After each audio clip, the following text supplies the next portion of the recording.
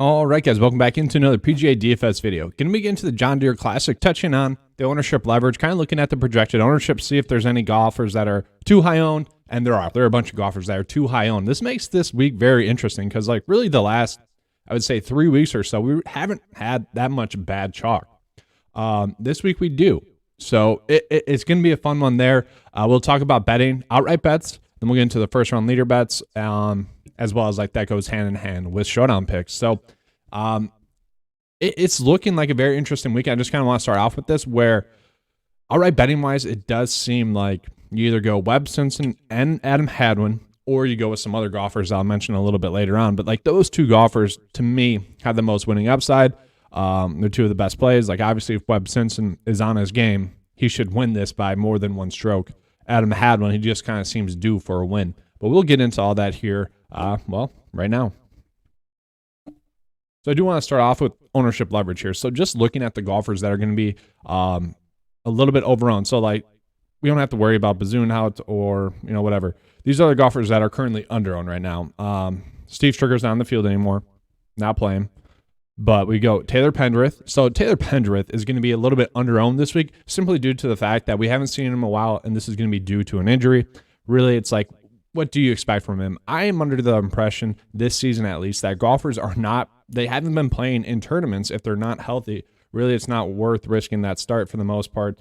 So Taylor Pendrith is someone that is definitely interesting. He ranks out well. He's definitely going to be underowned, but at the same time, he probably isn't going to produce. A golfer that, I don't want to say it's a good comparison, but like Harris English, in his first event back, he kind of sucked. And the next two events, made cut at the U.S. Open, and then last week, being in contention to win. I'm not going to say that's going to be the case with Taylor Pendrith, but that's kind of like my expectation is like when a golfer's coming off of an injury, yeah, you can play him a little bit in GPPs, and that's because they're underowned like this. But at the same front, it's like it's risky, and maybe you just want to wait and see a week. That's kind of always been my approach with injuries, just wait and see a week. Sleet Takala is actually underowned. So as current ownership, all he has to do is finish top 15 to return value. Now that's for you guys to decide if you think that's going to happen. Personally, I think he's a good play, but also probably like most of you, I'm having trouble getting up to him when you have Adam Hadwin, when you have Webb Simpson right there. That's my struggle. Look at someone like Nate Lashley. Nate Lashley is one of the best plays on the board this week. He's sub 10% ownership, and this one really shocked me because he is kind of like a standout play. So all he has to do to return value is finish top 40. Now, I do see him more as like a hit or miss play, more of a risk-reward type play, but at the same front, at this ownership and at this price point, it's like you kind of just have to plug and play him. Just give him the play that he has, top staff in the field, strong specialist, good enough recent form where he's had that upside, especially over the past 10 starts. He's risky, but at the same time, like you can make the same argument that he's pretty much the same play as Scott Stallings, who's going to be a lot more higher owned, and we'll talk about that a little bit later on. And then some other players like Brendan Wu going to be underowned, CT Pan, Tyler Duncan, a golfer that we were on a lot last week, going to be underowned. Maverick McNeely, yeah, he's a great play, but also he sucks because his last few starts have not been good. So that's kind of the worry there. Brendan Todd, and I want to show you guys this. So we're going to get into the salary real quick. So Brendan Todd, when you compare him to like Scott Stallings, Patrick Rogers, Nick Hardy for that matter as well, like Brendan Todd should probably be the highest owned out of those golfers, especially given the price point. The reason he's not is because he's coming off of that missed cut on the number. Like I feel like people would be gung-ho for him if he simply made the cut last week, and they're not. And I could say kind of the same thing for like Denny McCarthy, although his ownership is kind of up there.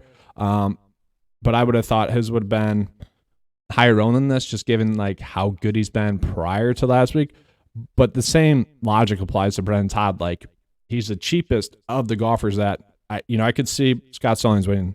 I don't really see Patrick Rogers winning, but he's been in contention here. Nick Hardy could put everything together with all the narrative stuff. He could put it together. Adam Long, a very safe play. He could put it together and win. But so could Brendan Todd. Like he's a proven winner on the PGA Tour. Whoa, did that just come out of my mouth? That's crazy to say. But yeah, he's played well. It wouldn't be shocking to see him be in contention. And, there's potential for ownership leverage there. And that's where I want to get into like some of the golfers that are overowned. Like Scott Stallings, guys, this is crazy. And this is kind of the theme that I've touched on a bunch this season already. It's that people have really been going with this high risk, high reward type approach. Scott Stallings is a terrible cash play. Like it's not hard to see why. I don't feel like I even need to show you guys why, but I guess I will. Get into the alternative cheat sheet here. Okay. Let me click off of Adam Long there.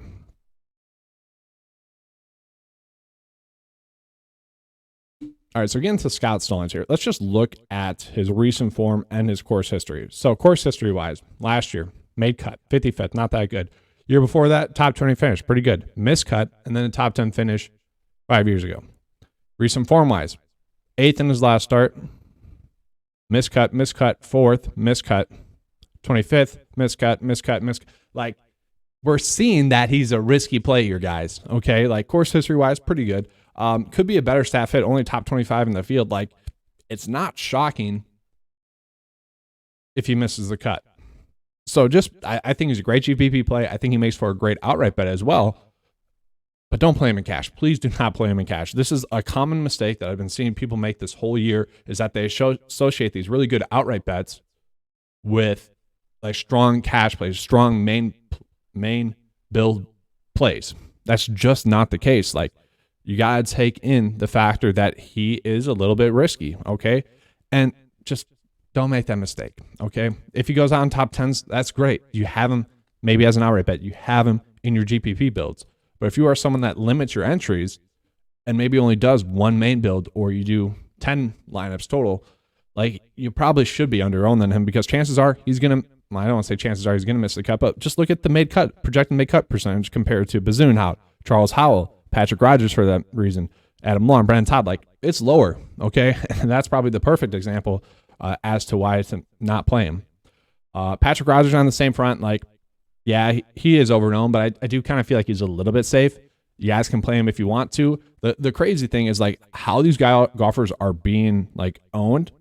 Scott Stallings has to finish top 5 to return that payoff. Like, people have him so high owned that they're valuing him as a top 5 finish. That's a little crazy. Patrick Rogers, valuing him as a top 10 finisher. Nick Hardy, valuing him as a top 10 finisher. And, like, guys, I like all these plays. Nick Hardy, you know, he's going to rank out terribly model-wise because, well, we just don't have that much stuff on him, and the stuff that we have on him hasn't been that good, except for 2 made cuts here at this tournament, and also his last, few starts on the PGA Tour have been pretty good, but long-term just not there. Korn Ferry Tour-wise, he did play well. I've touched on this a decent amount, where he did almost win a tournament in Chicago earlier this year on the Korn Ferry Tour. So, not a bad play, but still kind of overowned. Adam Long, kind of a safer play, also more under-owned. Brendan Todd, I already talked on it. Lucas Glover, you can go with, decent play.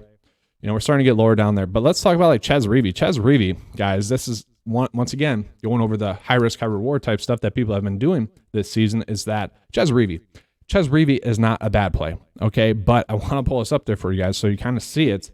He also is kind of a bad play.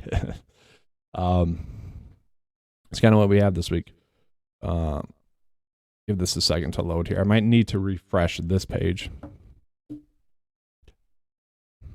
Let me just refresh it real quick.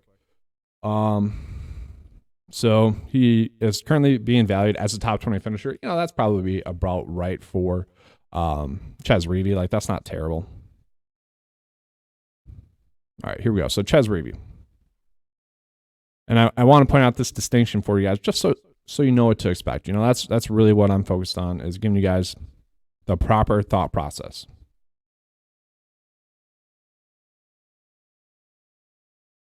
And actually, no, we're going to go in a different route. We're going to go with recent form rank to call this out.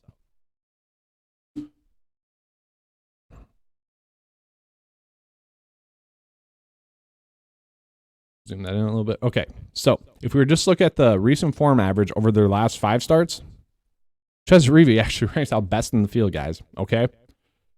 Now we start to get a little bit lower on, we'll just look at the rank. Last 10 starts, 51st. That is terrible. Last 15 starts, 76, okay? So yes, he might have found some form. He might have found his game, and, like, this is a great course setup for him. But on the same front, like, there are other golfers kind of in the same price point range that you could go with that both have better or just a good recent form. Adam Svensson, for a reason, for example, also has a little bit better long-term form. Like, you can keep going lower. Like there's golfers that are just as good at plays as him at the same price points. And I just want to call out that distinction for you guys. All right. So now John Ha, I do like as a play. I thought he was going to be chalkier because John Ha obviously like ranks out well in the 9-5 model. He's probably well at this tournament. Also has good recent form, but also a good stat fit. Adam Schenk, this is a little bit surprising. I think this is strictly due to 2 straight top 10 finishes here, and he's also been in okay recent form. To me, once again, like we can get the same play with Alex Smalley at half the ownership. Like I don't love Alex Smalley, but he's currently being undervalued. You could usually go with him. Nick Taylor, pretty much the exact same play as Adam Schenk. Half the ownership. We could keep going down. Mark Hubbard. Mark Hubbard I love. I thought Mark Hubbard was going to be higher owned as well. Decent play there. David Lipsky going to be a great stat fit. Pretty good specialist as well. Kind of under owned. And then when we get lower down here, like it's not too crazy. Like we don't have to worry about that stuff too much. Although I do want to call out like Austin Smotherman was also like 10% projected ownership. Now he's 9 today. I get it for Smotherman there. But at the same time, I don't think you need to force it. So, Brandon Wu, as crazy as he's actually ranking out that well. Chad Ramey, a guy that's 1 on tour. Like I'd rather go with some of those golfers, just kind of throwing that out there. But now we're going to switch over. We're going to get into the betting side of this, guys. So I kind of talked about it. Like this is weird win rank wise. Like Adam Hadwin's ranking up there. Maverick McNeely, Nate Lashley. Goddard's getting pumped up just because he doesn't have that much data.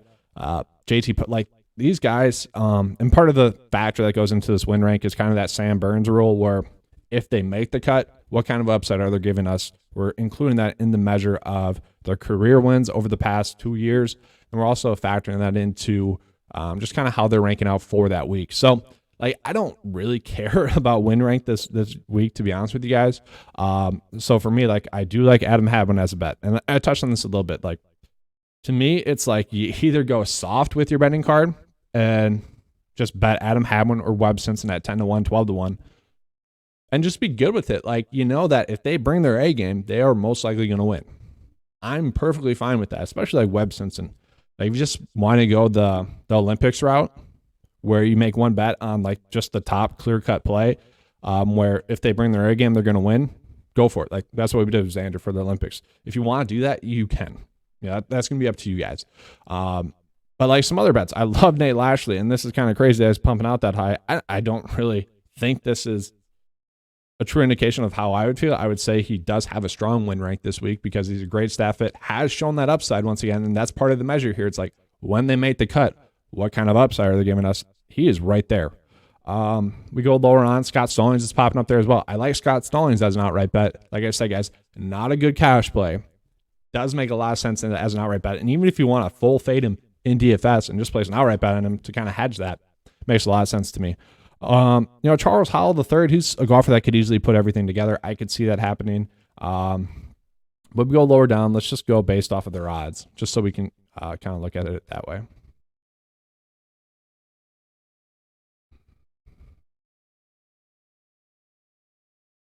So I do really like Adam Long as a play this week, guys.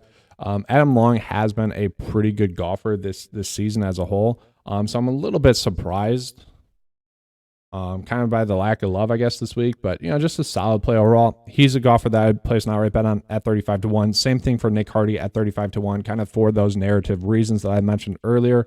Adam Svensson is not really an outright bet to me. He's more of a top 20 bet. So if you guys want to roll with that, you can. Let's get a little bit lower on. John Ha. John Ha, I absolutely love as a play. I'll kind of pull him up here on the player profile just real quick, just so you guys can see it a little bit further on. John Ha, popping him up. So he's made 2 cuts here, a 50th and a 7th place finish. We look at his course history rank that ranks out 14th in the field. Recent form rank is not all that good.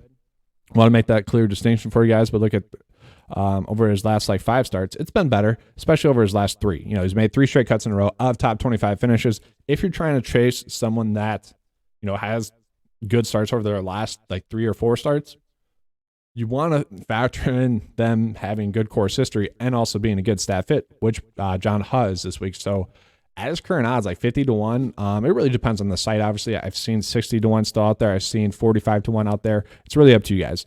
Mark Hubbard, great outright bet as well. Nate Lashley going to be a strong outright bet as well. Those golfers are golfers that I think can put it all together to potentially going to win. But honestly, guys, there's like 4 more golfers that I could push in there. That would be good enough outright bets. That would make logical sense as outright bets. And that's kind of the struggle this week, especially at a tournament like this where it is, I don't want to say it's more random. Like Lucas Glover was a top 12 pick last year, and he won. But at the same front, like, I don't want to say anyone can win, but like we saw Michael Kim randomly have a great week here. Hasn't done anything since. So it is definitely an interesting week from the outright betting wise. And that's where I say like either bet Hadwin and Webb, or go the other route where you're placing some bets on Nate Lashley, Mark Hubbard, where you're placing some bets on John Huh, Nick Hardy, Scott Stallings. Like that's just the other route that I would go myself. But let's get into the first round leader rank. And this is crazy this week, guys. So like, let's just call it out. So if we're just looking at golfers that have the AM tee time, it is insane how bad the AM tee times are compared to the PM tee times. And I want to call this out because typically speaking, the AM tee times do have a slightly favorable tee time. This week, so far, it looks like there's going to not be a terrible advantage. Like for the first 3 hours of the AM wave, it looks like the wind's going to be down 5 mile per hour. But also that could be the case for the PM wave as well, kind of the opposite, where at the end of their rounds, they could get slightly less wind as well. So pretty much you want to go with the latest tee time or the earliest tee time. I typically like to go with the approach of just kind of narrowing it down to the AM tee times, play the favorable, side of it, and, hope to get lucky. And that's kind of the case this week. So I want to call this out. 7 out of the best plays for first round leader bets or showdowns are going to be coming from that PM split. And then we get Denny McCarthy 5th, Adam Long 7th, and Patton Kizzire 10th. That kind of was interesting to me. Same thing with Chase Seifert 13th. That is very interesting to me. So maybe you play some like kind of longer shot first round leader bets on them and hope to get lucky. Like Nate Lashley I like as well.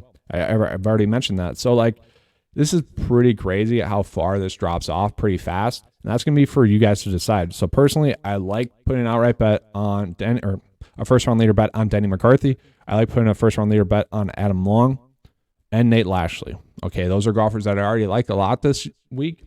Wouldn't be surprising to see them go on and produce. Okay, and then someone like Patton Kizzire, Chase Seifert, if you guys want to bet the number on them, you can. Obviously, they're going to be decent enough showdown plays, and that's also the second tier of this video. It's like the golfers that are going to be first-round leader bets are also going to be good showdown picks as well.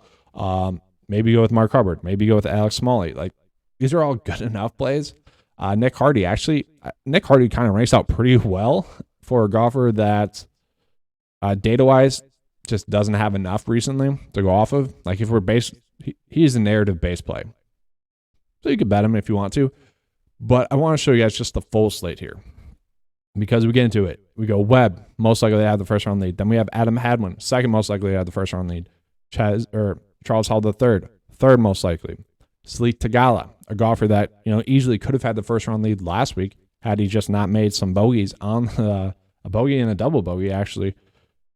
I think he had like 2 bogeys and like a double bogey and still like shot 300 par, which probably looking back on it, like the way he closed out his rounds is why he lost the tournament. Like it wasn't shocking that he choked it away. It was kind of shocking how he choked it away, but he just hadn't closed out his rounds the whole week. So it wasn't really too shocking. But at the same time, like maybe he finally puts it together for a first round lead. And that's kind of like Rory last week, where Rory was a great first round lead bet. Obviously ended up having the first round lead. It's like, how long will that last for the week? How long will Sleet Tagala be mentally sharp this week after? I don't know if he thinks he mentally choked that one away, but like maybe he does. And like, how sharp is he going to be? That's for you guys to decide. But maybe just outright put him first round leader bet on him instead. That's up for you guys to decide. John Huh I like as well. But this is the interesting part of this slate. It's like, do you target the AM only, try to get lucky, try to get the right combination? And that's really kind of part of the process as well of just going with AM only. You're just trying to get the lucky combination in there.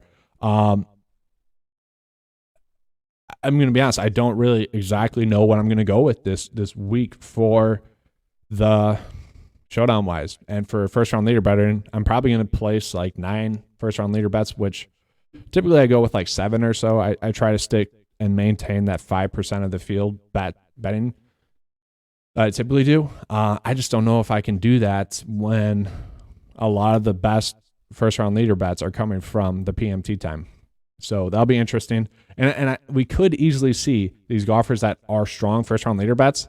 They're probably all going to be great round 2 picks if there is a slight AMT time. So definitely be ready for that video to come out as well.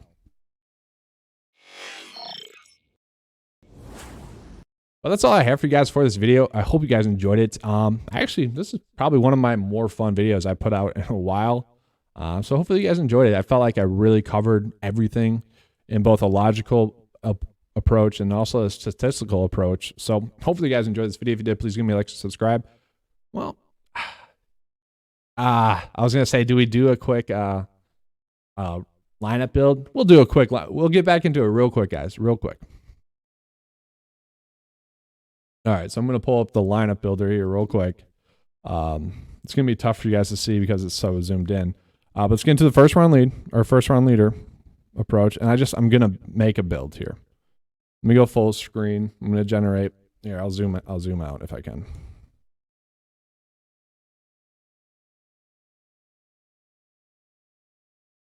All right, you guys can see it pretty well now. So I'm just going to generate and see who would put together just on the full slate, who are going to be the top highest owned players. Cameron Davis, I don't love that, but he keeps like popping up here. Or showdowns. I think it's just because he's slightly under owned. That's up for you guys.